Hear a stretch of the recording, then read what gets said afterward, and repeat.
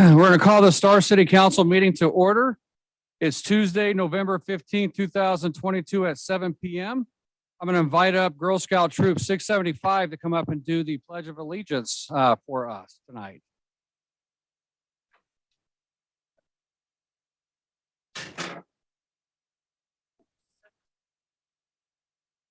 Oh, for me. So if everybody please rise.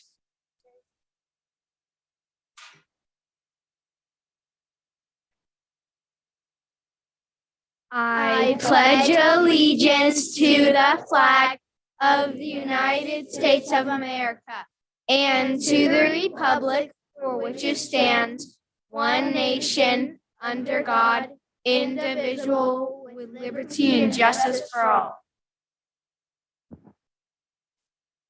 Thank you, ladies. That was great. We got Mr. David Axe with the Calvary Star Church here tonight to do our prayer.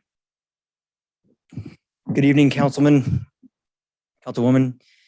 Would you bow your heads in prayer with me?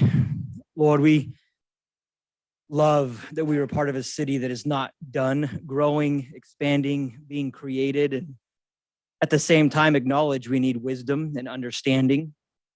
And so in the same way, Father, that you had wisdom at the beginning of creation, Lord, as there's concerns and opportunities, Lord, challenges and victories ahead, we ask that you'd give our mayor, the council, and our community tremendous wisdom, but one heart and one mind.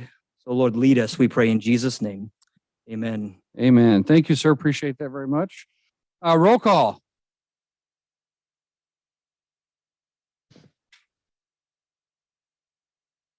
It won't come on? Hey, Ryan, this microphone's not, his microphone's not working.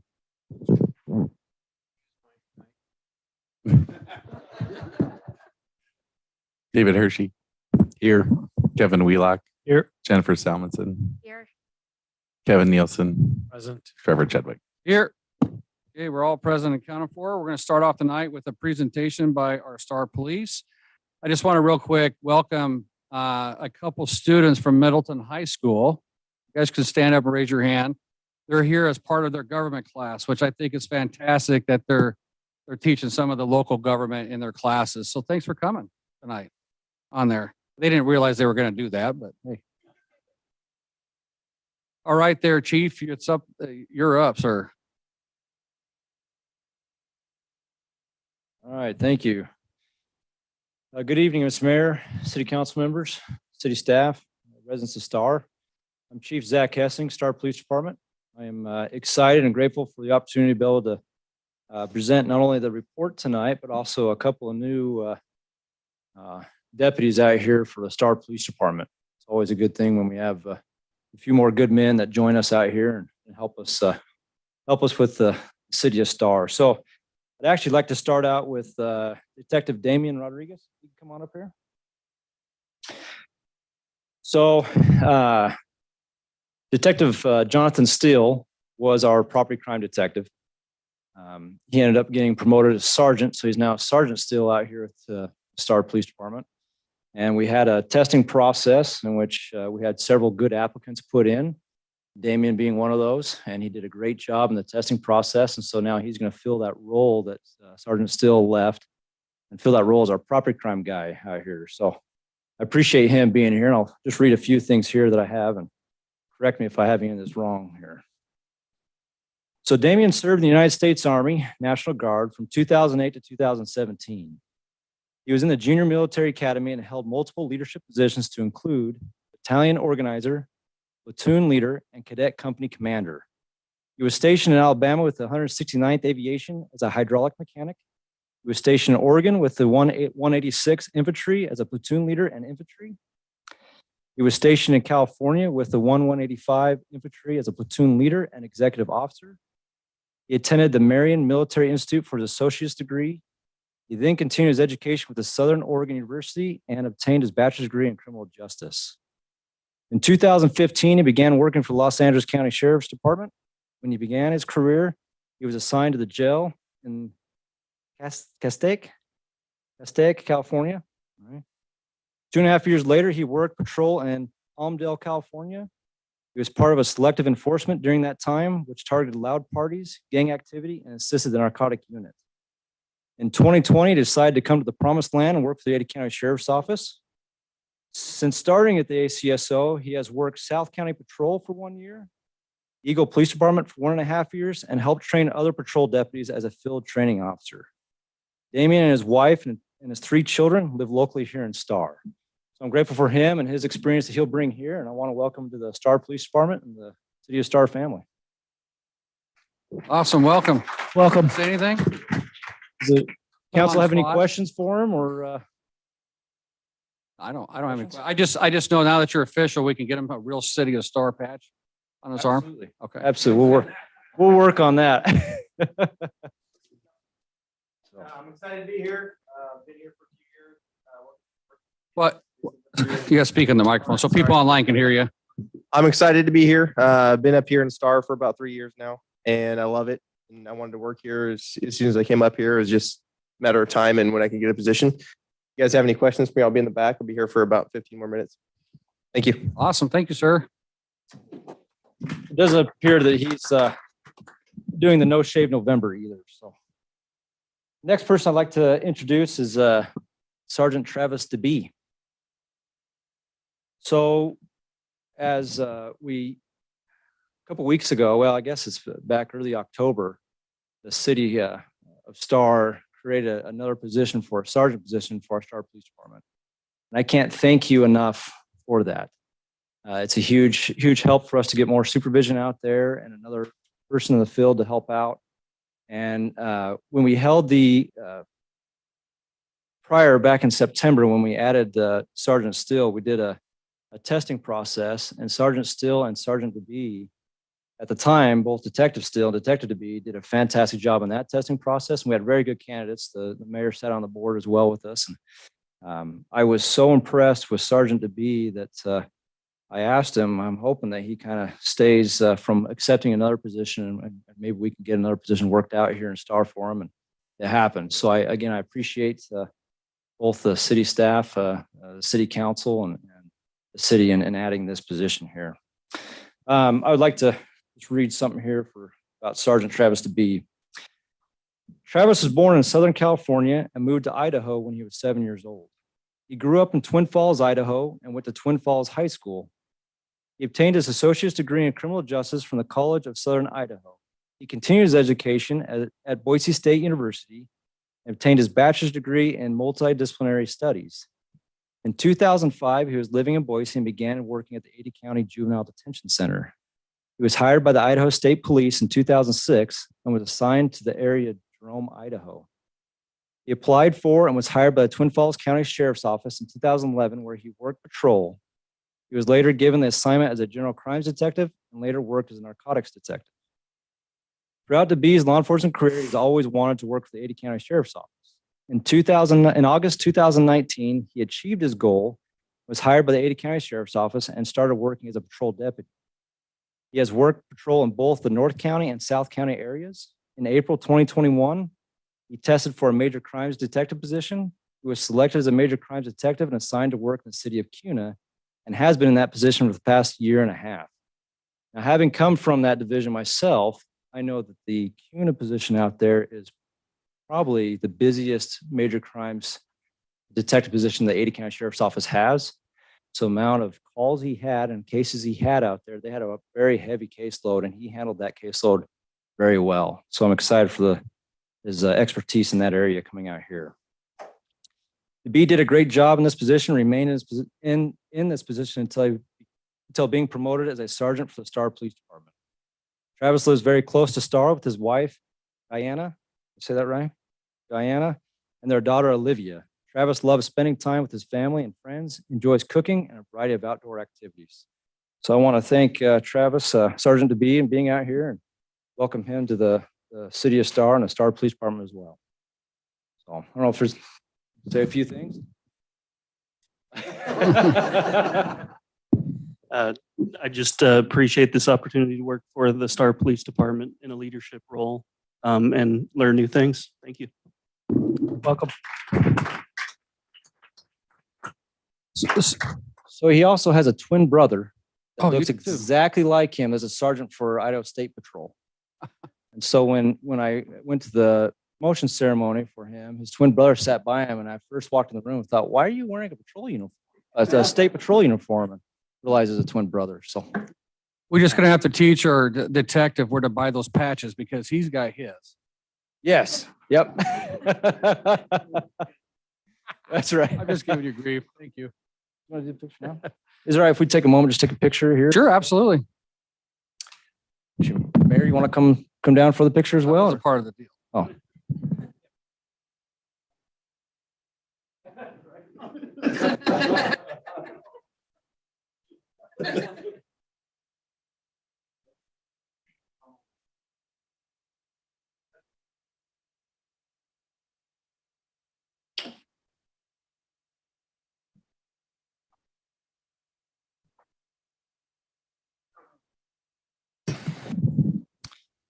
All right, I know we have a busy evening here, so I'll go over this report fairly quickly and kind of go over some things that are happening in Star for the month of October.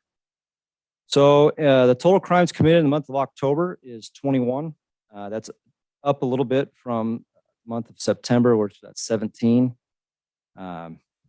We still are in that projected range of between 16.1 to 18.2 crimes per thousand. So that's 1,000 people, one crime per 1,000 people. We like to see that as low as possible. Obviously, that 16.1 is still one of the lowest around the area. So we're doing well there and trying to fight to make sure we keep that down low. The total person crimes for the month of October is 5. Total property crimes is 12. So we had a pretty big jump from September to October. And then this total society crimes is 4. If you have any questions about what those crimes mean, I know we've been talking about this report for a while, but you can always top right there in that light brown area, you can see what a person crime is, or a property crime, or society crime. And I can quickly go through kind of what those crimes are as well on the back of this if the council would like. One of the areas that I look at and make sure we're paying close attention to is the citizen calls for service compared to the proactive policing. So again, the proactive policing is any call we go to that's self-generated. So it's one of the deputies out here or detectives that create a call without being called to the area itself. So that would be stopping a vehicle, so traffic stops. It'd be stopping a person walking down the street. You just want to talk to it, 2:00 in the morning and see what they're doing and get to know them a little bit. Those type of things. And so the more proactive policing we have compared to the citizen calls for service, we've seen that correlate directly with the crime rate in the area. So we like to see as many of those possible. I usually, my goal is always to have 3 to 1. So 3 proactive calls to 1 citizen calling for a deputy to come. This month, we dropped a little below that at 2.62 to 1. There's a variety of reasons for that to happen. I think this next month it will be higher than that, but we did get a new CAD system. That's we're all trying to work through it. It is actually a pretty difficult system to work with. We're trying to fix some quirks in it. And if the CAD system doesn't work, it's hard for them to enter a call when they're going to there. So that could play a pretty big role in that. And we'll see what the month of November brings. So the juvenile activity did jump from 8 to 12. I don't know if that has to do with the schools and kids being a little more settled in a school and deciding to act up a little bit. We did have a jump up there. Traffic stops dropped down from September was 237 total traffic stops for the month, down to 172. And then the property crime calls did jump up from 17 to 25. The number of total arrests for the month of October is 7, with 2 of those being DUI arrests. We had 1 mental hold case, and we had 22 total code 3 calls. And that has to do any call, there's actually a lot of accidents that happened. The bad intersection is Chinden and Star, west of Star Road there on Chinden. We seem to go there quite a bit on accidents. And if I have 2 or 3 deputies rolling that way, that counts as 2 or 3 code 3 calls. We did see a spike up with the time.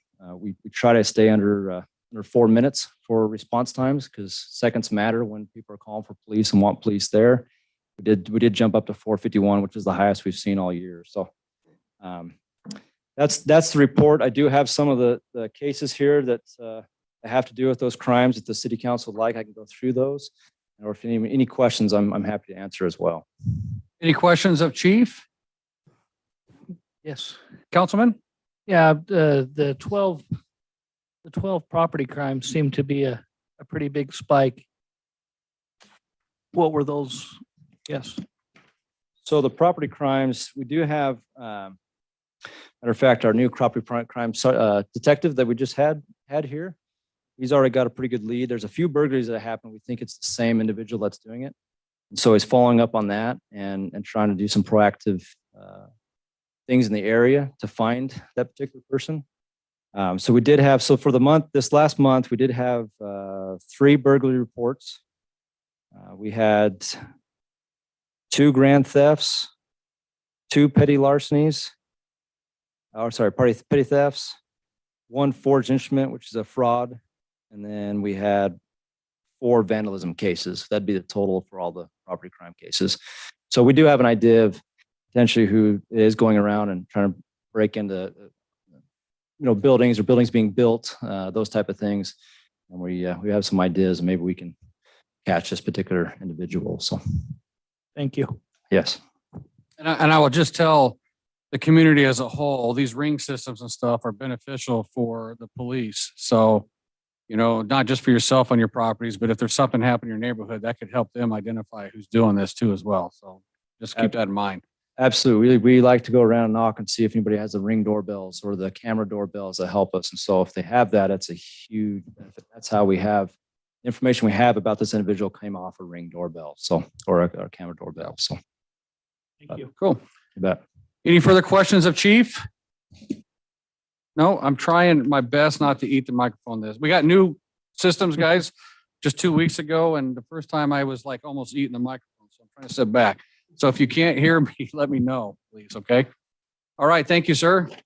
Okay. We're going to move on to the next item on the agenda, which is the Mayor's Walking Challenge winner announced. The Blue Cross Foundation here in Idaho does a thing every October where if they do a contest, basically, if a mayor walks 150,000 steps in a month, and the foundation provides $1,000 to the city to utilize on healthy lifestyle things. And so last month, believe it or not, I had like 420,000 steps, which is crazy. I still haven't lost the weight with all those steps, but it was great. A lot of steps was done. And so the winner, though, we put a thing out, a contest out for the citizens. If you walk 150,000 steps, you could win. One person will win a $100 gift card from the city from that foundation funds right there. And we have a lady who her name is Isabel Genovic, I believe. She's the winner of $100. She actually did the Moab 240 endurance run. Good heavens. She had 208 miles of steps. So that's something to strive for. I mean, we were, Councilman Hershey and I were talking about that. And I'm like, how can you logically get that many steps in a month period of time? But that's a lot of steps. So 208 miles equals a lot of steps during that time frame. So congratulations to her. Ms. Dana will get with her on getting that gift card to her. So thank you for everybody that participated. I know the council, a couple of council members participated, Mr. David and Ms. Jennifer. However, they're not eligible to win. And quite frankly, they didn't get quite as many miles as her combined. So nice job there. All right, we're going to move on to item 5, the consent agenda. Before we go to approving the consent agenda, our planner, Sean Nichols, has some corrections to some of the plats I collect, correct? Got corrections to everything. He's got corrections to all of it. So we're going to let him tell you these corrections first before we move on to the consent agenda items. Yeah, I've got a paper. I've got a paper clipped packet in front of you, which has some of the changes. So we'll start with item C, findings of fact for Maidenford Estates subdivision. We are removing the open fencing condition. Okay. Item D, findings of fact for Junction Crossing. Actually, that one's fine. The final plat for Lang Tree Bungalows Phase 1, we added the fiber conduit condition, and we added a fire district approval for the common drive condition. Final plat for Trident Ridge Phase 6, we updated conditions on the park dedication. That's the 50-acre park north of Wing Road. Canopy Estates, item G, we added the fiber conduit. Item I, final plat for Rosti Farms 6, we also added the fiber condition. Item J, the final plat, we added irrigation district condition for Moyle Heights, or excuse me, for Candow Estates subdivision. That's it. Okay, And thank you, Jennifer, for Councilwoman Solomonson for helping me with those. all right. Any questions of staff prior to approving the consent agenda? Okay, I'd entertain a motion to approve the consent agenda. Mayor Chadwick, Councilwoman Solomonson, I'll move to approve the consent agenda consisting of item 5A, the approval of minutes for June 21st, 2022. Item 5B, the approval of claims provided and previously approved. And then items 5C, the findings of fact and conclusions of law for Manford Estate subdivision, with the note that Sean has referenced or included. Item 5D, findings of fact and conclusions of law for Junction Crossing Phase 2. Item 5E, final plat for Lang Tree Bungalows Phase 1. Again, with the the changes that Sean referenced. Item 5F, final plat Trident Ridge Phase 6. Item 5G, final plat Canopy Estates Phase. Item 5H, final plat for Inspirato Phase 2. Item 5I, the final plat for Rosti Farms Phase 6. And item 5J, the final plat for the Candow Estate subdivision, with Sean's changes. And if I missed any, that please include those too. okay. And yeah, Trident Ridge. We got a motion. Do we have a second? Second. We have a motion and a second by Councilman Nielsen. Any further discussion?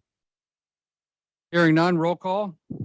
Hershey, Aye. Wheelock, Aye. Salmonson, Aye. Nielsen. Aye. Okay, that motion carries. Is Chris online? So our city attorney is online, guys, tonight, just so you're aware, because he was not feeling well today and it wouldn't have been good for him to come in hacking. So we're gonna have him online tonight. For item 6A, this one was tabled from November 7th, 2022. However, the applicant about 6 o'clock tonight indicated to us that they would like to have this one pulled because there's still some questions about their development agreement. So my question, Chris, to you, do we need to table this again or do we just pull it from the agenda? This is a public hearing, Mayor. It's not a public hearing. It's just an action item to approve the ordinance and the development agreement. Oh, okay. I can't quite see it on the, Oh, I'm sorry. That's my fault. I apologize. You can't see it because I didn't click on it. So hang on one sec here. thank you. Since it's not a development agreement, you're not really required to table it to a date certain because you're not worried about, notice and public hearing issues. So you could do it by motion or you could just, pull it off the agenda and then put it on the agenda when it's ready. Either would work. A motion is always, for the minute purposes, the minutes is nice. Okay. So we'll ask the council to make a motion to remove that from the agenda tonight. Mayor Chadwick, Councilman Nielsen. I move that item 6A be removed from the agenda tonight to be added at a later time. Second that. Okay, we got a motion by Councilman Nielsen and a second by Councilman Hershey. Any further discussion? Okay, hearing none, roll call. Hershey. Aye. Wheelock. Aye. Salmonson. Aye. Nielsen. Aye. Okay, that motion carries. So that'll be scheduled for a different date in the future once they get the development agreement worked out. Okay, item 7A, the Colt Plate Heights subdivision. This one is going to be tabled to December 6, 2022. The applicant and some neighbors are actually scheduled a meeting to talk about some of the concerns on that. So they wanted to wait till December 6th. However, this was published, so we need to make a motion to table it to December 6th. Mayor Chadwick, Councilwoman Solomon. I'll move to table the Colt Heights subdivision public hearing to December 6th, 2022. Okay, we have a motion to table item 7A Colt Heights to December 6th. Do we have a second? Mayor Chadwick.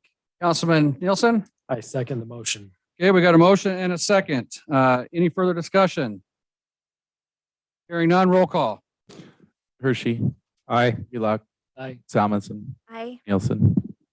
Okay, that motion carries. We will hear that one on December 6th. Okay, we're on to item 7B, which I think everybody's here for, correct?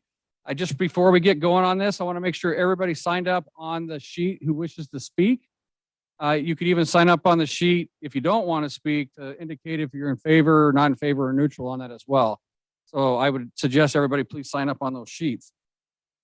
I'm going to just talk a little bit about the public hearing process for those that are not aware. We are going to, when I open the public hearing, I'm going to ask the council if they have any ex parte contact or communication. The applicant will have up to 20 minutes to present their project. The council can ask the questions, the applicant questions and staff questions during that time frame. The public testimony will happen. We'll have 3 minutes per person to speak. Typically, we go for those that are for the project first, those that are against it, and those that are neutral. Typically in that order, it doesn't always happen, but we try. Okay. Then the applicant will get a rebuttal for 10 minutes. The council can ask the applicant and staff questions. I'll end up closing the public hearing at that time, and the council will deliberate either to make a motion to approve with conditions, deny, or table application to a date certain in the future. So with that said, I am going to open the public hearing at, just real quick. Yeah, we need to fix this clock. This one still tells me 8:30 almost, just so you're aware. Okay.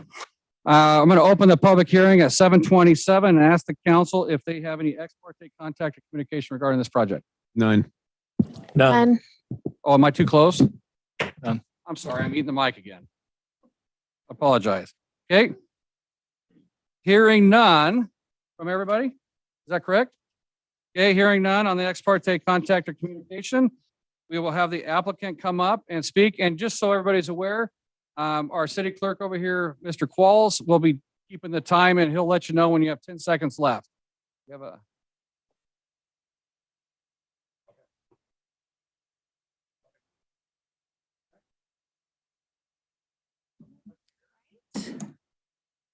And when everybody comes up to the podium to speak, please state your name and address for the record as well.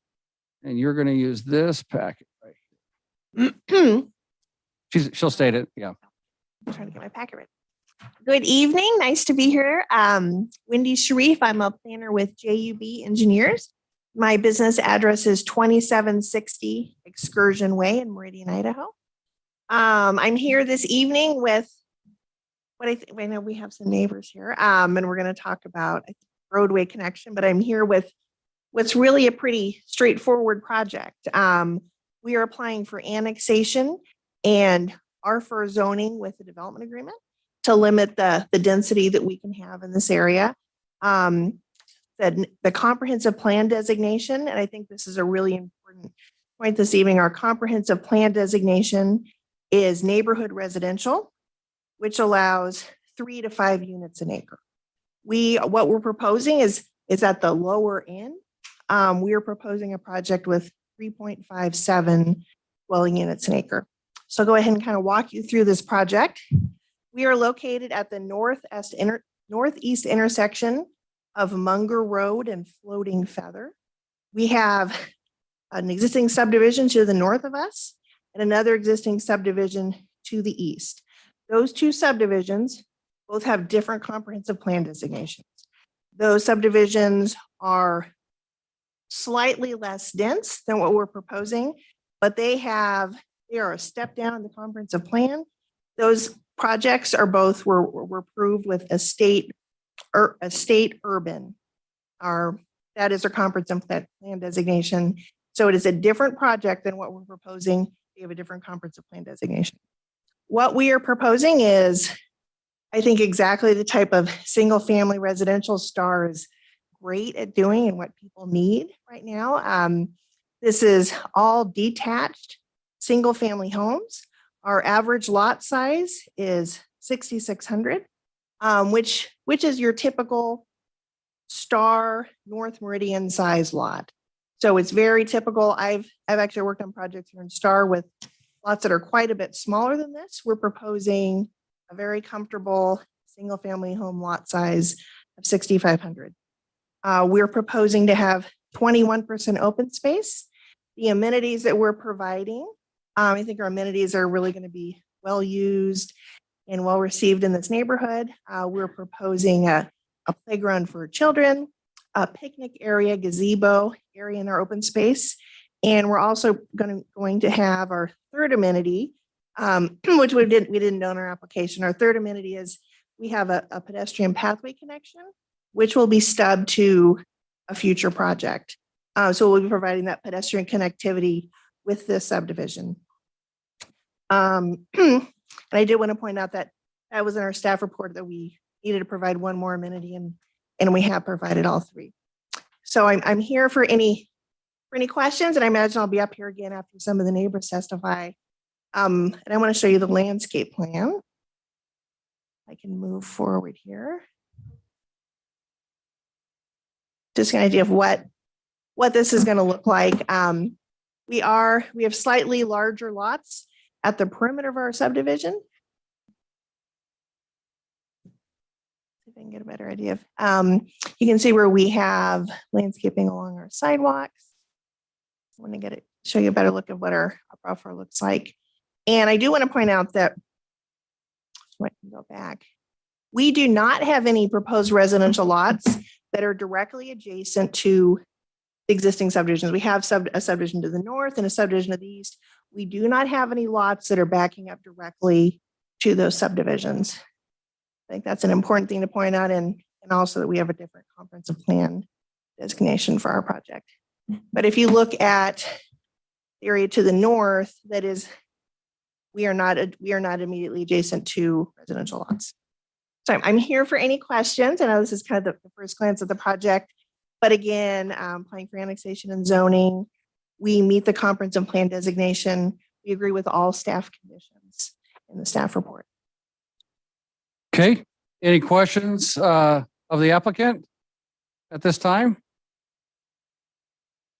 Wait, I do have a question. Okay.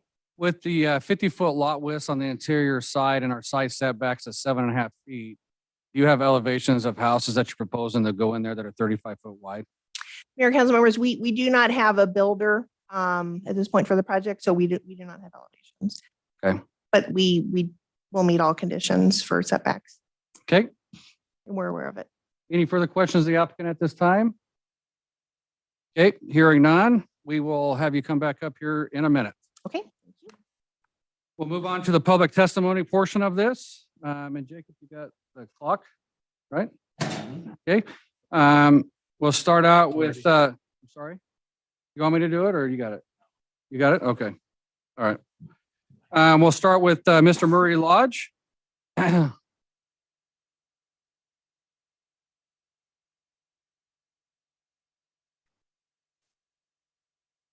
So yes, I'm Murray Lodge. I'm actually the landowner. And Just state your address too, oh, please. 12101 West Circle Bar Lane. Okay. And yes, I'm the landowner and I'm for the project. This has been actually over a year already in the process of going on, and ran into where city just had to go through the rezoning, and yes, it went through, and this summer came back and verified the 3 to 5 houses per acre. So as mentioned earlier, This is at the very low end of that at 3.5. So I understand everybody in the area it's growing quickly, but keeping the density closer into town versus further out, I think is what everybody's looking for. And so I just want to say that I think we should proceed with this and I'm for it. Okay. Any questions of Mr. Lodge? Okay, thank you, sir. Thank you. Appreciate it. Okay, we'll move on to Ms. Kathleen McCoy.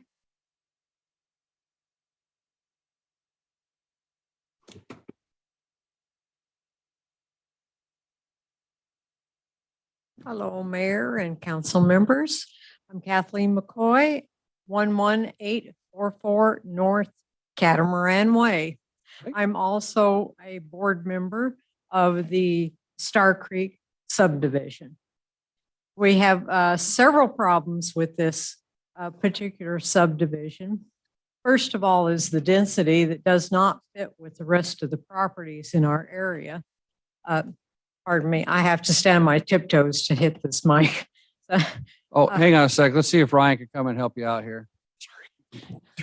Okay, thank you. The properties that are along Catamaran Way are all 10,000 square feet or better, which brings it to about the 1/4 acre lot size. And the ones that are proposed are much smaller than that. Secondly, the property entrance is, interestingly enough, North Catamaran Way. We have a problem on Catamaran Way, and I don't know whether anybody is aware of this or not, but multiple people have been almost hit by cars going through Catamaran Way to beat another car going around the corner at Munger and Floating Feather. And it puts my neighbors and my neighbors' children at risk. Now, if you put a lower density housing project in across the street, how many more cars are we going to have to dodge trying to go across the street to visit our neighbors?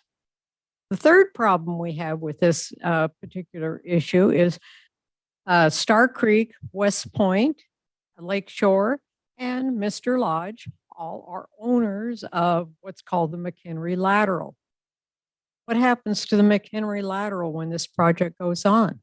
And since the four of us share the expenses for that, if that portion of the lateral is taken off, we have one less owner to maintain that lateral and pay the expenses of it.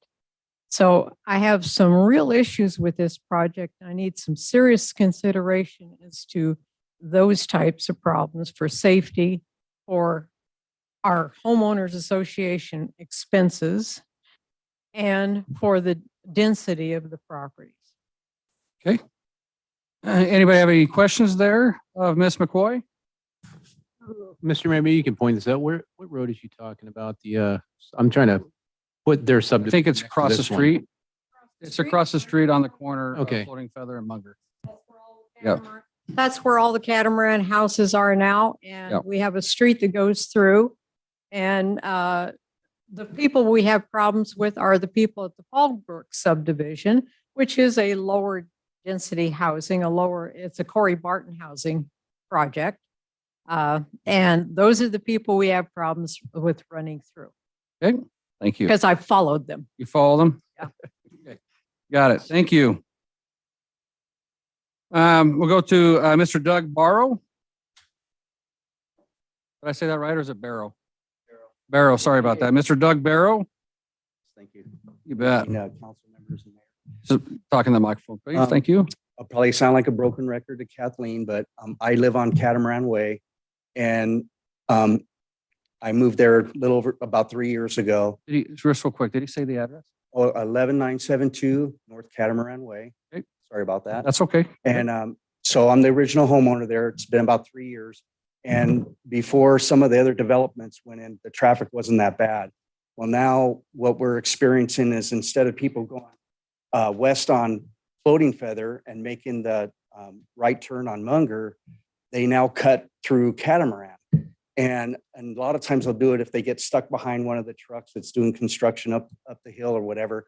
They'll try to beat the truck out back on Munger. so they cut right through Catamaran.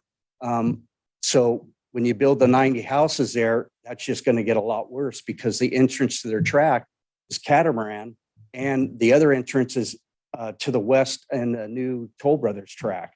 But the people that would get to this track would have to go all the way through the Toll Brothers track to get to their new subdivision here instead of just cutting right up Catamaran, North Catamaran. The other thing too is if you look at all the pristine development there and Star HOA, the lots, they're not consistent. All the pristine and Star is about a quarter acre or more. And this development is about 1/8 of an acre. All the center lots are about 5,000 square feet, with the perimeter lots are slightly bigger, up to, I think, 9,000 feet, I think was the biggest one I noticed on the plat. My concern was they have to improve floating feather in the track boundary.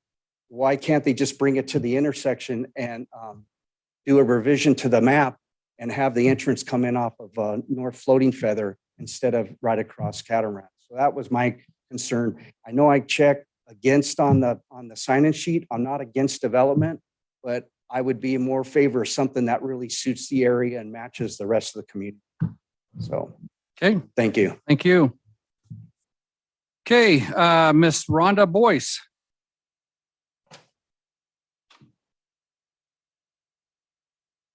Are the pictures yours, Miss Rhonda? Yes, but you don't have to put them up just, well, you can put them up. Rhonda Boyce, 11899 North Catamaran Way, like the rest of my people over here. I'll try to be quick because Kathleen was able to address quite a bit of it. But so the Floating Feather goes like this. You make a hard right on Munger, our street cuts straight across. And with the proposed subdivision there, they have West Catamaran Way going directly across from North Catamaran Way, which is going to cause people to want to just jet right across Munger and come down our street. We already have a problem like that.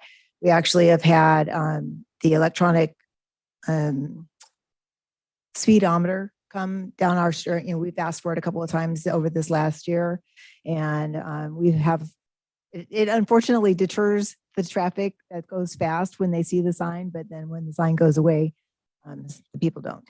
Anyway, I did a little bit of investigation, and I'm probably going to quote the wrong codes and everything because I am definitely outside of my wheelhouse. But I wanted to let you know that I did look at the Ada County traffic standards, and it does say that local street systems should be designed to minimize through traffic, and through traffic may be discouraged by creating breaks in local street pattern, by offsetting street intersections, or controlling access to major streets.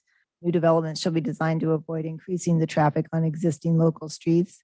So what I'm actually proposing there is that rather than have and I know you don't always have control over this, but rather than have it be directly across from North Catamaran, if it could be offset in some way so that it doesn't encourage people to want to just jet down our street.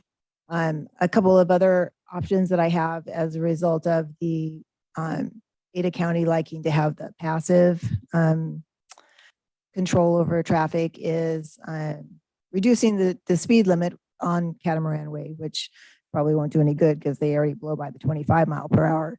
Add signs maybe at either end of the street that says no through traffic, or whatever that sign is however it's worded. Maybe post a no left turn sign on southbound Munger so they will be discouraged from making a left on our street to cut the road right before the curve. And then also maybe placing a double yellow line down Munger, trying to keep them from coming down our street. I don't know what that answer is, but I didn't want to give you a problem without possible solutions.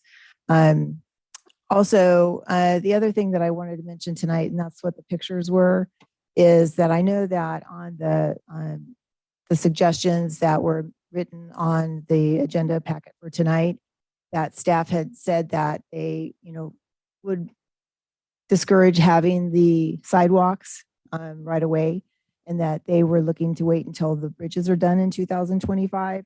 And these are just pictures. There's a gentleman and his wife who live on the corner of Munger and Floating Feather, and he is an elderly gentleman and she has Parkinson's, and he pushes her whenever the weather is good. And he goes down that road, down Munger Road, and he has to pull off onto the ditch to let his wife be safe while the cars go over the bridge, and then he can continue on. And when construction traffic was at its peak, it was very, very dangerous. And I would ask for consideration for that. I know that Ada County has it scheduled for 2025. We all know we have to go on and do comments on their site to ask them to enhance that. But what we're really looking for is maybe you can add some conditions to your approval. That's all I have. So just real quick, any questions for Ms. Boyce? No? Okay, I just have a question though. So at this location here, I'm trying to think a little bit outside the box a little bit. On Plummer Road, we were able to get ACHD to put in a temporary pedestrian crossing. If we were able to get something like that on there, would that take away your concern about people like this crossing the Well, canal? it's over the bridge, and that's where there's no sidewalk that goes from. Right, I know there's no sidewalk Yeah. going right now down either side, except for down there at the other subdivision, It's right? the bridge is where it's the most dangerous. Well, and that's what happened on Plummer Road the bridge is narrow, it's slated to get improved until such time they put a temporary crossing in. Okay. For pedestrians. So, I mean, if they were able to get that would take away that concern if we can have the sidewalks connect on that side at least, For correct? safety, yes. They're not the only pedestrians that have crossed there. I mean, with the higher density that we've experienced in that area, there's more and more pedestrians in the area. It's beautiful. We live in Idaho Yeah. for that reason. Sure. Okay. Thank you. Thank you. Any further questions of Ms. Boyce before we ever sit down? Okay, thank you.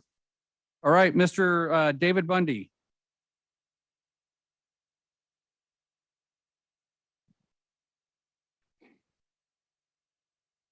David Bundy, 11900 North Catamaran Way. Okay. I think that we've got some major safety concerns. I live right about the dead center of Catamaran Way right now. And the street is pretty short. I think we've got 10 houses on that street. And I hear the cars come around the corner from Floating Feather and accelerating hard.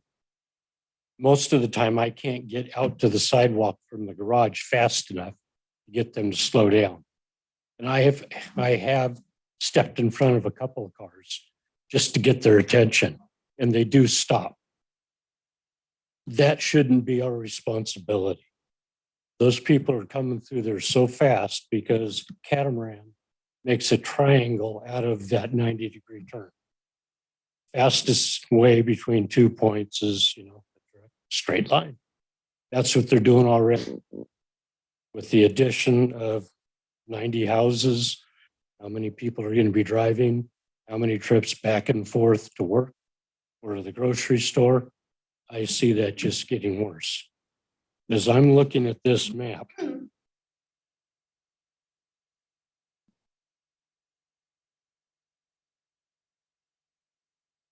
Go ahead.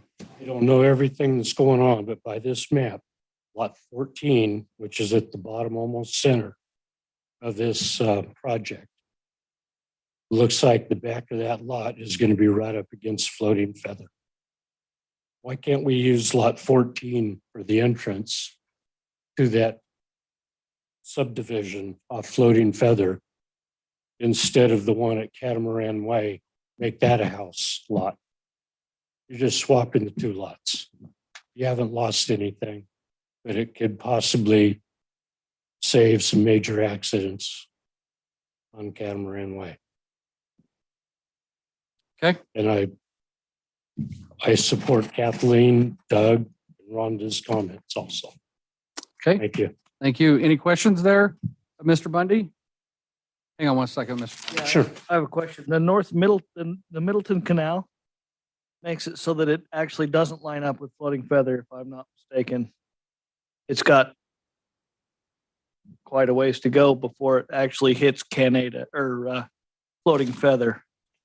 Is that This right? map shows it directly across the Catamaran Way Are you and keeps the name Catamaran Way. you're talking this versus what he's talking Yes. about? So he's talking about this is going straight across the street and attaches straight on with this other subdivision that goes down like this. Yeah, I'm well aware of the catamaran I've been working on with ACHD Right. to mitigate that, but I don't think if you take that lot 14, doesn't line up with No, 14 floating would, feather. would be off of floating feather. It's at the very bottom, like the bottom of the V. Right Oh, there. down here? Yes. Okay. That's So he's somebody referencing else. down It's here. one lot for- to the left. Okay. Okay, thank you, sir. You bet. Thank you. Okay, so that's all that signed up to speak. We'll have the applicant come back up and rebut.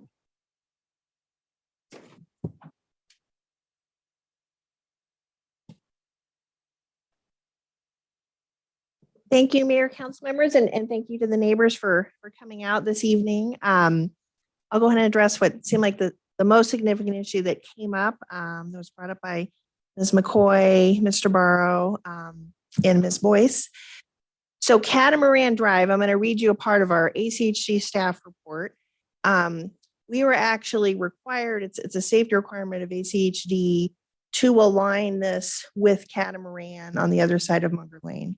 And I'll go ahead and read you, this is on page 8 of our staff report.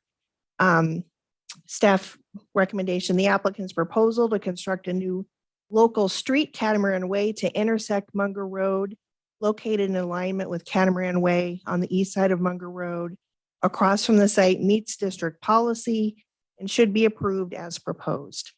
So this is from our ACHD staff report. And it's very typical for ACHD. I mean, it's basically, it's a safety standard. When you have a roadway, it's much safer to have them aligned than to have people trying to kind of make a jump. It can create a dangerous situation if those roadways aren't aligned. It's a very standard requirement of ACHD and Canyon Highway 4 and all of the road districts that we work with. That, I just want to, I don't mean to interrupt you, but I want Go to, ahead. I know that's a standard, but there's this, the guys across the street's very unique. It's the standard I don't think works necessarily for this in a way. So how would you propose to prevent traffic from crossing through and using the cutoff that they're concerned with? Because I can almost tell, I go, when you drive around, I don't see another road that cuts out of 45 like that and then lines up off of two major roads. So how would you fix that? And the concerns that they're talking about without having extra traffic just shooting straight across and to hit floating feather on there? So Mayor, council members, we can go back and talk to ACHD about if there are any traffic calming measures that we can do. We're not able to make any improvements on the east side of Munger Lane. And because we do not own that property that's shown in the northeast corner or the southeast corner of the project, that is outside of our project boundaries. So we're not able to make the roadway connection. We don't have enough room to meet spacing standards and move Catamaran Way either to the north or to the south with the location of, with the width of that side of the project. What about thoughts of an island? A concrete island in the middle that prevents cross traffic? Mayor, council members, we'd have to talk with ACHD about it. Would you be amenable? We have the developers here this I evening. mean, that to me, that's for me, that if you can't move that because of ACHD's requirements north and south, Mhm. right, as far as spacing goes, that's the easiest way to prevent traffic from going left and right. And it also will help prevent traffic from cutting through, at least coming south up of Munger. You can't stop the stuff coming from Floating Feather, but at least you can cut part of that traffic from Mhm. going through that neighborhood. I mean, to me, that's an easy solution to fix this problem. Yeah, Mayor, council members, we can definitely look at it. I think if we had a condition, if allowed by ACHD, construct an island or similar traffic calming Sure. measure. But I would expect you to fight for those neighbors with ACHD and not just accept them to say no, because I'm tired of ACHD saying no to everything. That's my expectation on that. I will do that. And if there's a representative here who'd like to meet with ACHD with me, I'd be happy to do that. And I think Sean would be loved to too. Okay. On the city side. Sean down there. Anyway, and if this group wants to come up with someone who will, I am more than, I believe in working with the neighbors. Okay. So I'm more than happy to have that be a requirement that we meet with ACHD and if allowable. Work towards that solution, yeah. Yes. And I can definitely have one of the neighbors at that meeting with me so they can kind of be there, be a part of it. Councilman Nielsen? Curious, are we widening Munger so that it's got a center turn lane? In the future, Munger will be, yes. So, I think one of the challenges right there by just putting an island in is preventing people from, turning into that on the left-hand turn. Certainly a center island with a left turn option in there seems to prevent that. Right. And you traffic. Right, So and that island could be built for them to do that. Yeah, I got you. right. And so I would look at that as like a requirement to be done in the future when that road is widened. To go north-south on Munger is what Right. you're So, Mayor- referencing, just so people are aware. It's not left turn going south on Munger into Catamaran. It's to allow the guys in this subdivision to be able to head north off of Munger. So Mayor, Councilman Nielsen, just to clarify, with part of their ACHD condition, which I believe is it's adopted by the city of Star, this developer will be required to pay a substantial sum into a roadway fund, and it is for the improvements of Munger Lane and of the Bridge 2001, one of the bridge in this area. So they are required. I can't tell you for sure when ACHD will make those improvements, but prior to them being able to start, have their plat signed by ACHD, they are required to pay in a large sum for those roadway improvements. And that's a part of the ACHD staff report and conditions. Sure. Right. Yeah, I mean, the impact to the roads and the systems warrants the sum. Sean, do you have a comment on the roads? Mr. Mayor and Council, I was just wondering if the applicant or the neighbors had looked at or talked to ACHD about cul-de-sac in Catamaran and making it a one-way. Maybe just bring that discussion up. And that's something that could be brought up at the same time with your discussions with them about helping them get that cul-de-sac so it's not a street. Because I believe there is property on the west side, north, if I remember right, of that development over there that would accept some sort of offset cul-de-sac, I think. It's like the east side possibly. I'm sorry, east side? Oh, but towards Floating Feather? Oh, okay. Either way, I mean, you can do something. I mean, this is part of the discussions for that, and then you wouldn't have to do this. They've been talking about putting speed bumps and all the other stuff with ACHD, as we talked earlier in the summer when they were doing the traffic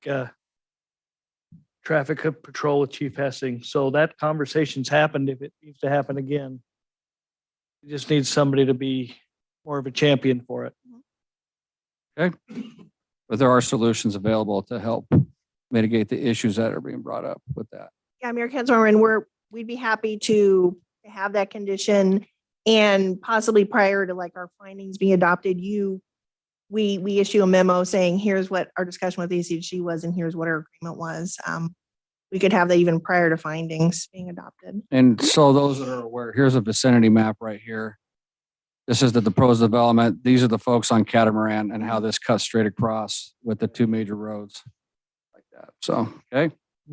Here's a popular idea. How about a roundabout? A roundabout. I don't think they'll put one there. Those take a lot of room.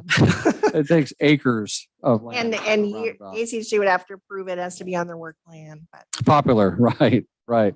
Only if you're Okay, I don't mean to didn't mean to interrupt you, but I wanted okay. to bring that up when we're talking about that section so you can continue with your other portion of that. So Mayor Councilor, that seemed to really be the primary issue the neighbors brought up. We do have, again, we have a different comprehensive plan designation. We have a slightly higher density. I think it's very much in keeping with your comprehensive plan update that the community just went through. And I want to point out, like to the north, we have 150 feet between our northern boundary of our subdivision and the southern boundary of Craftsman Estates to the north. And we have Munger Lane separating us from the existing development that's to the east. So we very much, we've added larger lots, and we have buffering between our project and the others. And this property was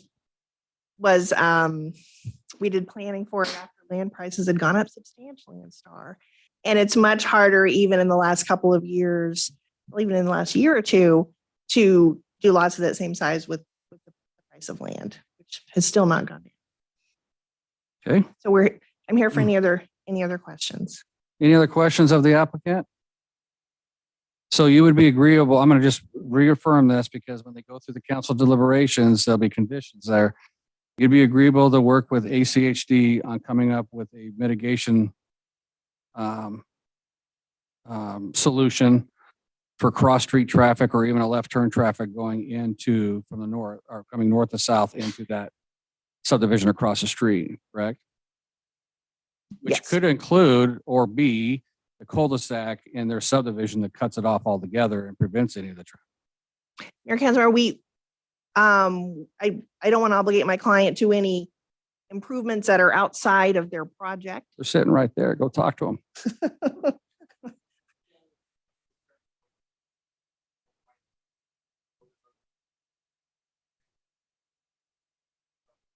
Oh, hang on. I'm gonna have to, sorry, John, come up here and speak on the microphone. Take it to him. Well, actually, these are wireless now. We forgot the wireless, so. Comment. Riley Werner.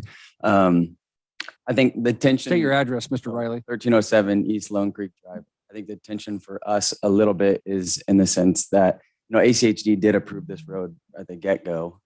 It's a lot of the traffic to the subdivision to the north who are also having an impact on us. So to put, I guess, the full mitigation cost on us, yes, 90 lots, but also probably a couple hundred to the north who are also, right, part of this issue. If there's a condition that we have to go build a cul-de-sac, I mean, that's a very expensive condition that then we have to bear the full weight of. So I guess there's a little bit of a tension there, if that makes sense. Sure. And I guess my thing is there a portion of the cul-de-sac is fair too, but helping with that. Yeah. I think that's the negotiation stuff that could always happen with ACHD, so they don't think they're always on the hook for this. Mm-hmm. And it helps eliminate any of the challenges and issues across the street from. Yeah. And to be honest with you, I mean, if you put 2 speed bumps on Catamaran, I think your issues are mitigated. I think the first. I don't think speed bumps will mitigate that, honestly. I don't think they'd be able to beat the trucks at that point. Well, we got the one neighbor that jumps out in front. Don't do that anymore. Yeah, don't do that. Because we do like to see you in our city. I don't want to have any challenges there, but I think if we can just work with ACHD to figure out what that mitigation may be, whether it's the median or cul-de-sac or whatnot, I think that would help. Yeah, no, and we're totally willing to help the neighbors and champion and sit down with ACHD and have the conversations. Sometimes you're a little bit hamstrung with ACHD as to what they'll allow you to do, as you guys know. Yep. So, but we're more than willing to have the conversation. Sean, Mayor, you're more than happy to come, and we'll see what ACHD will allow us to do to help mitigate it. And I think honestly, we can be a powerful lobbying arm with ACHD if the developer, the landowners, and the city get together and push for something right there. That would help tremendously. Yeah, and even if as a group, and I don't know if neighbors, you saw a condition of our approvals, we have to we have to provide ACHD $250,000 for the offsites along Monk Road. So, there's a substantial amount of money that we have to already just for our side of the road and for the improvements of the bridge. So, with that being said, we're more than happy to have a conversation with them and push to say, hey, what are the measures that you'll allow? What are the costs of them? What can we take on? What the neighbors take on? And so, yeah, we'd be more than happy to have that as a condition of approval tonight. Okay. Any questions of Mr. Riley? Thank you, Riley. Thank you. Are you done? Finished. I'm here for any Questions for Miss Wendy before we close the public hearing?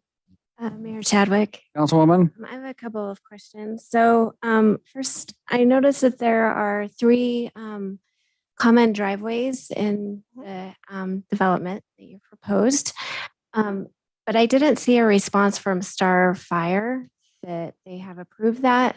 So we do have Victor online. Okay. So if you'd like to ask him the question, we can ask Victor online. Sure. So she can resolve. And Mayor, council members, I actually spoke with Victor at about 4:30 this afternoon to run through the common drives, and we have one common drive. We want to make sure we've clarified where the driveway cut is going to be, that it is going to be off of the public street and not off of the common drive. And we need to meet Victor's criteria for the other 2 common drives. So we'll have a condition that common drives will need approval of the fire district. Great. So do we want to hear from Victor? I mean, I guess, sure. it wouldn't Is hurt he to have him online? just state what are you on there, Mr. Victor? I am, Mayor. Okay, just state your name and your address and your job title. Got it. Victor Islas, the Deputy Chief for Middleton Star Fire Department, 11665 West State Street, Suite B. Mayor, Council, Miss Wendy, I did get a phone call from Miss Wendy earlier today from our staff report. Our conversation was that obviously the common drives are not allowed unless approved by the fire district, and we only, if approved, allow 2 homes to be there.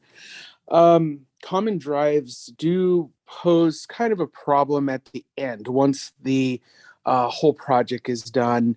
We have, first off, is the neighbors parking in the common drive, blocking access to the furthest property. We have 150-foot kind of buffer before an additional turnaround is required if the furthest point of the house is more than 150 feet off the public road. Those common drives are supposed to be 28 feet of drivable surface per city code. And so at the end, it seems like the common drive is more a problem than anything. We'd like to see them obviously taken out and put in what we call knuckles on on those corners to allow for those extra lots. And Miss Wendy did agree on the phone that we would get together and discuss and make sure that she meets our requirements. Okay. Perfect. Yes, thank you, Victor. Can I ask a question? And maybe this is a Victor question. What's a knuckle? What's the how do you describe a knuckle? Remember, you sort of extend the edge of your roadway. They were really big in the early 2000s. They're all over Meridian. People tend to park boats in them. As a planner, I don't love them. I think fire is a bigger. I prefer the common drive. I think it's cleaner. And in fire, I talked with Victor. He does prefer the knuckle. So if you ever fly and you see North Meridian when you're flying out of Boise, there's knuckles all over North Meridian. It allows you to fit an extra lot in. Where maybe you could only fit a couple in, one more when you do a knuckle. Thank you. Okay. Councilwoman? Yeah, so another question. Has fencing been determined? Mayor, Councilmember, we don't have fencing types. I believe we have some of it identified in our landscape plan, but we don't have a fencing type identified in our plan yet. Okay, so talk about it if we need to. Yeah, so with the pathway along the canal on the south, I would recommend installing a open fence path or open fence along that entire border or boundary. Did you have any comments from the neighbors to the north about requesting open fencing or closed? We had a couple neighbors come to our neighborhood meeting. Fencing wasn't brought up. Okay. And then my other question is about the pathway on the south. Is that I looked in here, I didn't see any like text or really, significant description about the pathway. So is it going to be a solid pathway? How wide is it? Where is it? Mayor, council members, I believe that's shown best on our landscape. This one right here, Miss Wendy, that I pulled up. Let's see, and we're down to the south near the canal. Yeah. What's the best sheet to look at?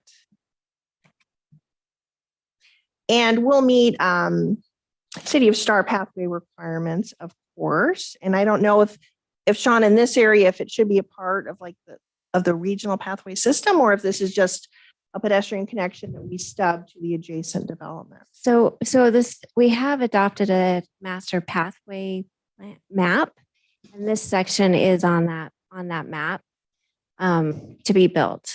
Okay, Mayor Councilmember, then please give us a stated condition that pathway along the canal will meet all City of Star standards for a regional pathway. Okay. And be open to the public. Yep, And be open to the public. Yeah, public easement. Okay.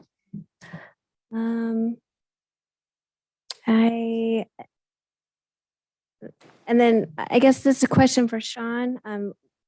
We did submit a request for a response from West Data, but did we not receive that in the school district? I didn't see it. That a response was. We did not receive Okay. anything from them. All right, that's all I had. Thank you. Any further questions of Miss Wendy? Chadwick, Councilman Nielsen? in your landscape plan, how wide are your sidewalks and how wide are the tree? It looks like they're detached. Like the tree berm is separated from the sidewalk. Is that correct? Mayor Council members, yes, let me look and see if it's dimensioned here. I don't want to remember it incorrectly. Look at the best sheet to show this.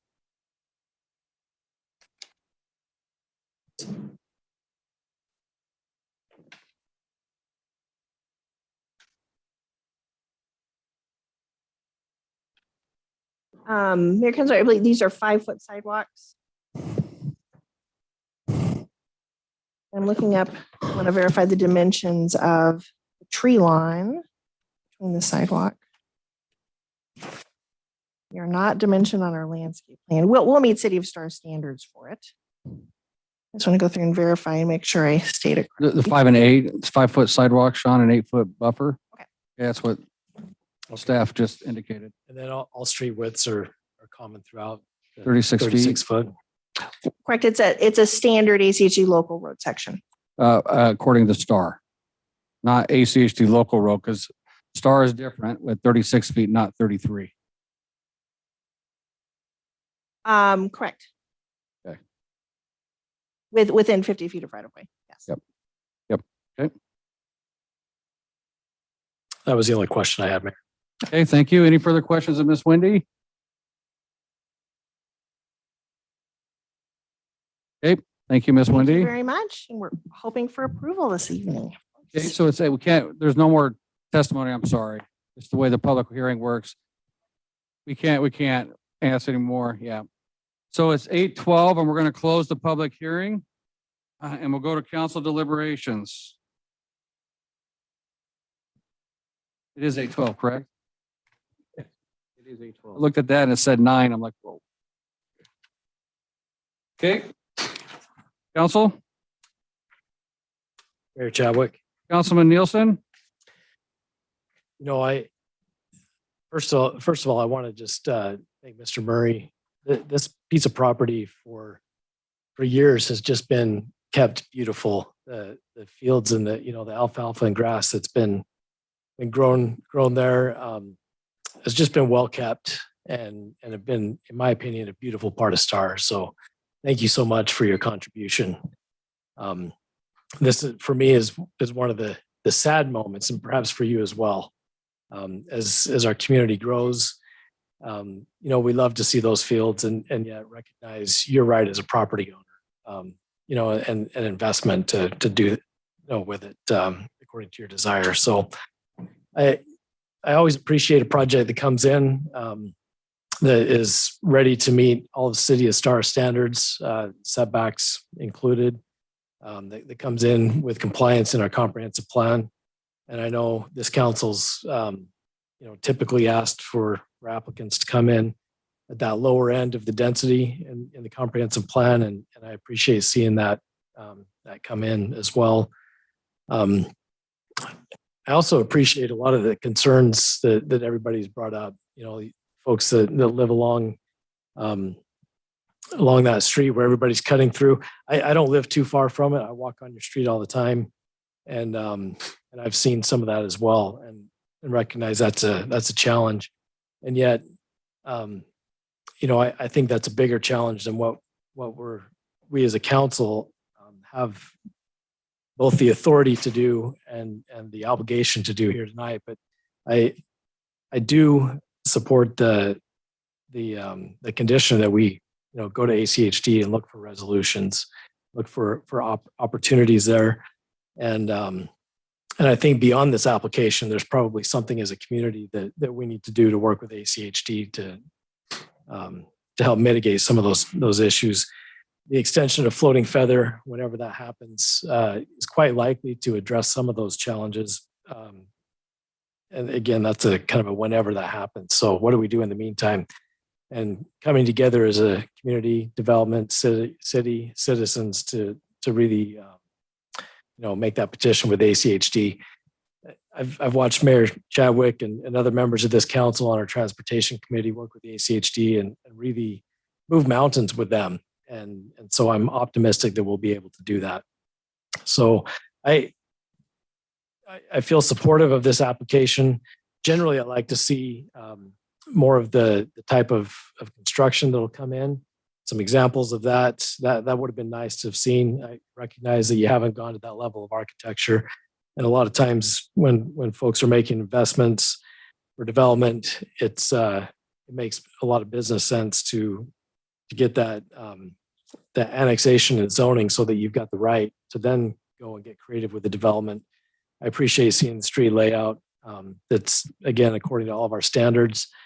And so I'm interested in thoughts of other members on the council, but generally supportive. Okay. Any further comments? Councilman Wheelock? I've been working on this catamaran through street cutting for probably 6 months now, and with Chief Hessing, and we've talked about how to address that. I'm hoping that with the 3 members of this committee or whatever is going to end up at ACHD to work on that. It's a problem. I don't know that we can tie it to any one group or subdivision. Maybe that's a thing, but it's not something that I think we should do. The direct lineup across the street, I can see where that would be easily a shortcut or whatever. And if that ends up being the only option, there's got to be something we can do to slow down the traffic and put signs in above ACHD standard, whatever it takes to say no through street, no through traffic, whatever. It wouldn't hurt. I've seen Lakeshore do that, no construction entrance out of their HOA funds, and I would recommend that with their own signs. As far as the streets that have the 2 or 3 to a dead end, I would recommend the knuckles. I don't think that's such a bad plan. I'd rather see those like Hunter's Creek's got up in the front. I don't like that as much. I don't think it's got good access either. I can see that's always been a conflict. I just didn't know what it was called. The density, I recognize also that it's from a different comprehensive plan, and that's a different designation. I was having a conversation that it works differently because of the county designations that we have up in other subdivisions versus this has been a city designation all the way through. So I'm generally for it, but with a way to figure out how to do catamaran differently than they're proposing. Okay. Any further comments, motions? Mr. Mayor, I Councilman Hershey? question, council question, mayor question, staff question. First off, yes, I'm generally supportive. However, I do recognize there's a problem with catamaran. And that's what happens when you name something after a racing boat. But guy. Not your fault. But I was generally hoping we could just move the entrance, but after hearing the ACHD report, you can't. My question is this.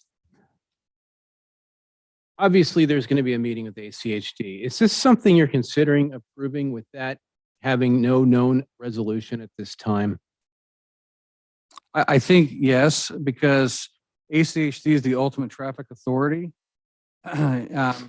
All we can do is try to work with them to mitigate those, whether it's the cul-de-sac, whether it's the island in the middle, like we're talking about.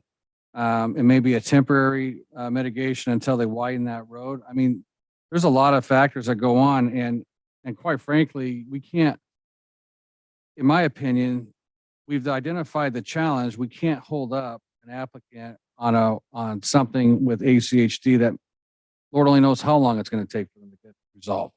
But they're going to have a condition when we work with them as far as getting that done through ACHD's process. Yeah, I'm aware of that. That's the problem. That's the problem, is the fact we have another elected body that we have to rely on. Right. And I know, Lord knows from my mistakes, that I've done conditions where I put a condition against another thing like that and learned I was wrong. But you know, the traffic is my main concern as well. I like the idea of forming some kind of committee to go there, but I just no known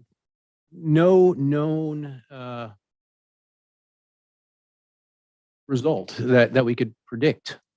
ACHD has changed as of like a week ago, and there's no way this meeting's going to happen before they get their new administration in place.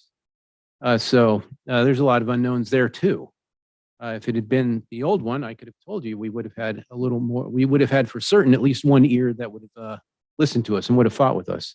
I don't know if that's true anymore, and I can't speculate what's going to happen with ACHD with the change. And but density wise, yes, I think it's good. I like the fact there's no setbacks. Like Councilman Nielsen, I would like to have seen a house or two what it looks like, but they're not there yet. But there's got to be something, and I like the idea of the crosswalk. I like the idea of the island. Something that says, don't go down Catamaran. And you're right. When Floating Feather improves and Munger improves, that might all take care of itself. But we know that's years down. And when this develops, that could be years too. But that's where I want it to be resolved. Is I want them to have a chance to make sure that there's something else that could be done. And I realize I can't condition my approval strictly on that. But is there any way we could get it back before us after that's been discussed? Because maybe they'll have another idea if that gets completely denied.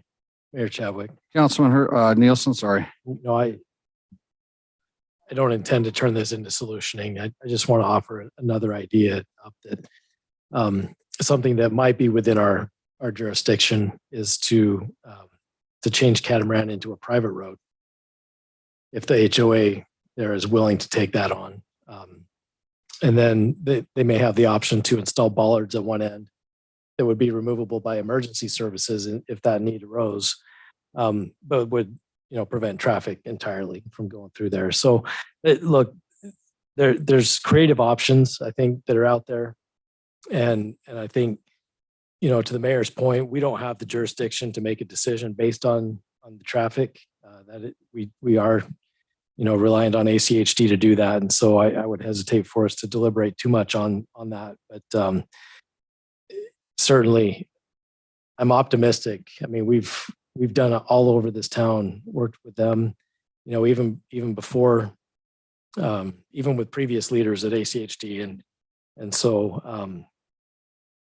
I think prevailing, wisdom will find it a better solution.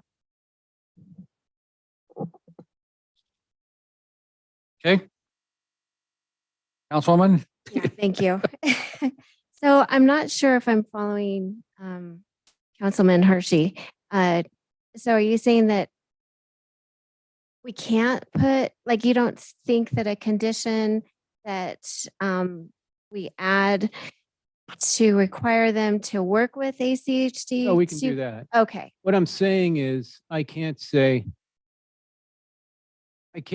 you're going to work with them. And I think we've had agreements that's got to happen.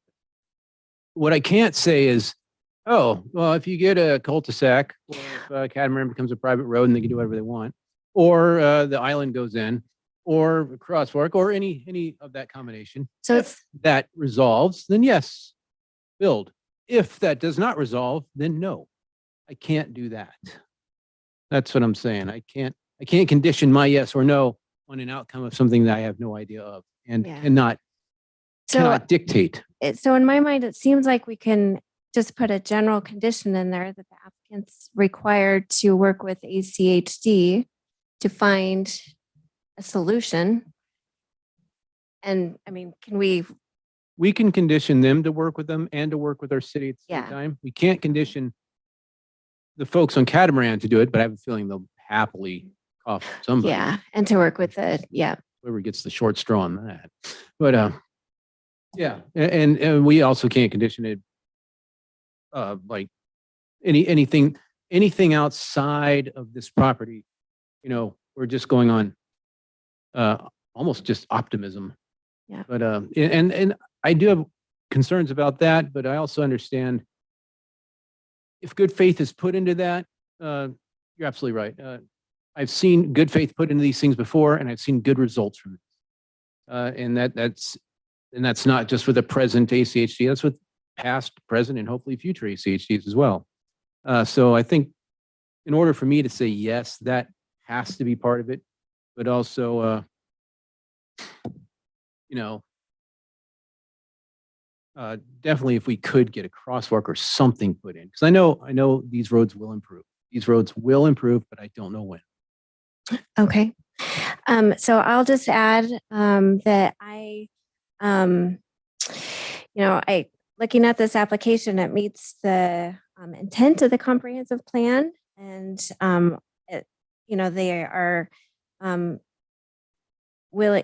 everything that we've been presented with, that they will meet all of our code, and so I'm in support of it. But I'm not going to make the motion. But can I request that, because David, I want you to do your condition there, and if you would, and then, but can you also add that to remove the common driveways and to include open fencing to the south?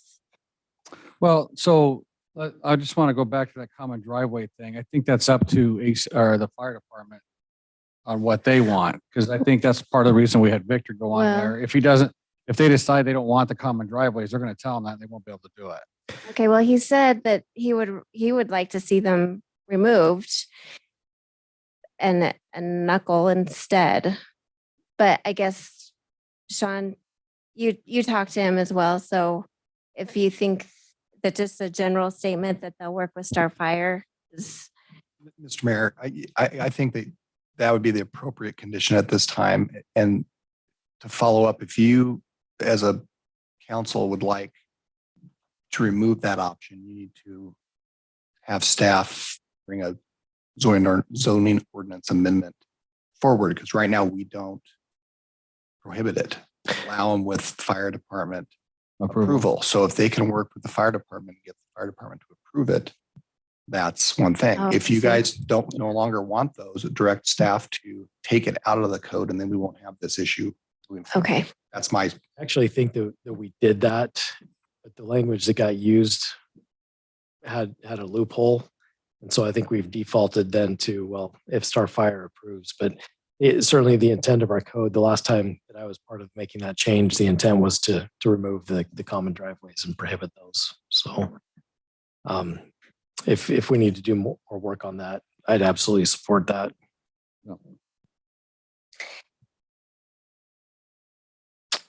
And then also a specific condition that they put,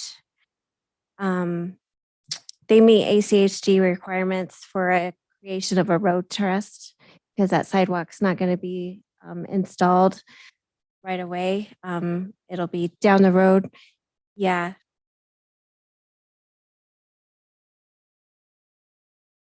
Yeah, for the future sidewalk. Okay.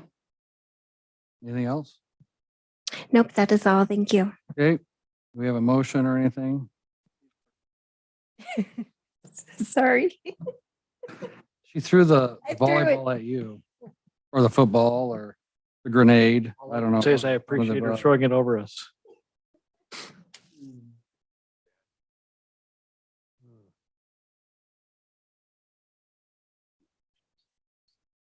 All right, I'll try.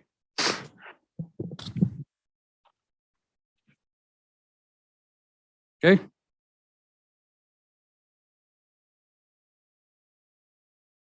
Starts out, Mr. Mayor, I make a motion either direction. Someone turn off the camera and my mic for one Okay. second, please. Mr. Mayor, Councilman Hershey. I'd like to make a motion and talk to you afterwards. No, just kidding. All right, Mr. Mayor, I'd like to make a motion that we approve with the, as stated by Councilwoman Solomon, the conditions that do match our comprehensive plan, does match the look, feel of Star for the density and all that, that we make a motion to approve this development with the following conditions. First, So just real quick before you do that, I just want to clarify, we need a state zoning development agreement oh, and preliminary plat, correct? I mean, annexation zoning development agreement, preliminary plat. all right. Yeah. Munger Creek subdivision. You want me to read the files? Just read just so we're clear. All right. 22-09, development agreement 22-09, and preliminary plat 22-14. Okay. With the following conditions. The applicant shall meet with ACHD, the city, and if the residents of Catamaran choose a representative of them to discuss future temporary and or permanent mitigation for traffic going on to North Catamaran Way via crosswalk, island, no turn signs, or whatever it is, that they meet in good faith to have resolution of that. Second, to follow the Middleton Star Fire District recommendations for anything involving, well, just anything, but the common driveways especially, that there will be open fencing down on the south side where the pedestrian pathway will go, and also ACHD conditions for a road trust. Addition of the pedestrian path needs to be open to the public and built to standards. As stated and noted. Okay. That's your motion? I don't know. Okay, I that's, think so. we got a motion. Do we have a second? Second that. We have a motion by Councilman Hershey, a second by Councilman Wheelock. Any further discussion? Okay, hearing no further discussion, roll call. Hershey, Aye. Wheelock, Aye. Salmonson, Aye. Nielsen. Aye. Okay, that motion carries. Now, I thank you, everybody, for being a part of the process. I really want to see this working sooner than later as far as working with ACHD to help prevent the challenges that they're going to have and have currently over there. Because I know it is a problem over there. So thank you very much. Okay, moving on to, looks like we're on to item 7C, executive session. Entertain a motion to go to executive session. So moved. Okay, we got a second. Second. I think the so move was Councilman Hershey. Is that correct? Yes, sir. Okay, Councilman Hershey moved. Actually, Councilman Hershey, why don't you read the motion? Oh, absolutely. Mr. Mayor, I move that we go into executive session. Section 74-206, paragraph F, communicate with legal counsel for public agency to discuss the legal ramifications and legal options for pending litigation or controversies not yet being litigated, but immediately likely to be litigated. Okay, we have a motion. We have a second. Second. We have a motion and a second by Councilman Wheelock. Roll call. Hershey. Aye. Wheelock, Aye. Salmonson, Aye. Nielsen. Aye. Okay, that motion carries. At 8:35, we're going to executive session. Before we go into executive session, I'm gonna do a picture with the young ladies here first, real